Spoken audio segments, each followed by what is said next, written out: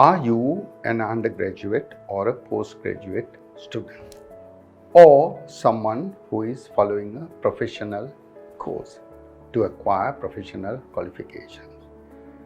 One of the things that most of the students are worried about is the quantum of work that they have to handle within a given period of time. There are assignments, there are research papers, there are case studies, and quite a load of work which you think you might not be able to complete and meet the deadlines.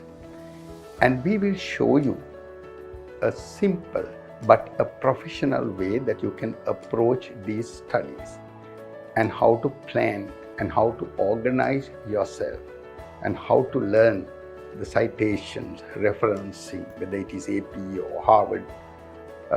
We will show you an easy way of doing it, and by doing so, you will effectively avoid academic offenses, plagiarism, or any kind of a problem that you would otherwise face. It is a simple exercise if you start well, if you start with professional advice.